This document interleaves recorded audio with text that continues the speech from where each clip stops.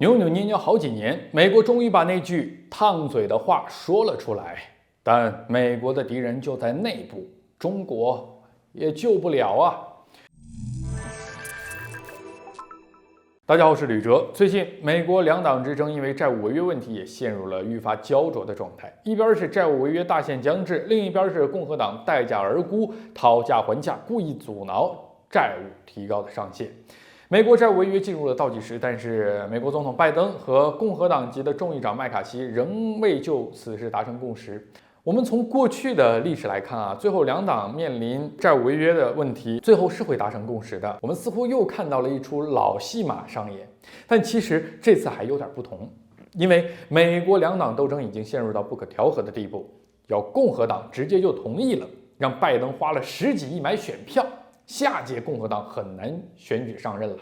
一个总统的权力很大一部分是财政的支配权呢，而债务上限提升至52万亿美元，也相当于透支了下任总统的能量。所以说，美国这出戏还是有点看头。而麦卡锡提出了自己的立场，就是要求拜登削减联邦政府开支，就申领联邦政府救济设立更为严格的门槛，削减部分美国人领取的联邦福利来再次提高医疗补助和贫困家庭临时补助的门槛，让更多人出去工作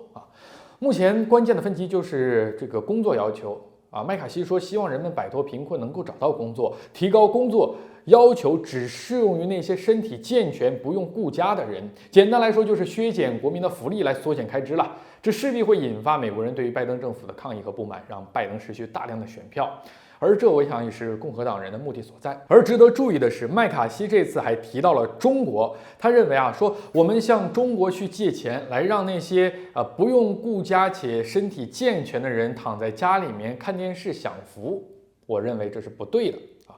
其实中国持有美债还没有日本多呢，更别提那些西方国家的总和了。但总是拿中国说事推责，中国又什么时候答应要继续借钱给美国了呢？这句话算是拜登政府目前最直白的一句，向中国借钱这句烫嘴的话是说不出口的。这几年拜登政府频繁试图和中方接触，其目的就是想要让我们多去购买美债来接盘，但美国官员公开场面是说不出口这话。麦卡锡这次直白的讲了，说明美国是真没办法。即使是这次提高债务上限，谁来继续为庞大的美债买单才是最大的关键。中国它不是主要的债权人，也没有想要继续去买或者说所谓借你的意思。麦卡锡认为借钱或者说削减这个国民福利就能缩减开支，但其实这避开了一个问题，就是美军海外支出是远高于国内行政支出的，故意回避美国军工复合体利益集团制造的巨大财政漏洞，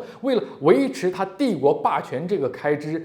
是巨量，是惊人的。就在前不久，美国传奇投资人亿万富翁德鲁肯·米勒直接透露预计说美国隐形债务是高达200万亿美元债务是联邦国民的，但回流的钱却最终回到了华尔街的金融寡头、美国军火商、能源商的口袋中。所以说，美国人民的敌人其实就在国会，在智囊团，在建制派，在军工复合体中，别人谁也救不了。好，今天吕哲观察就是这样，下期再见。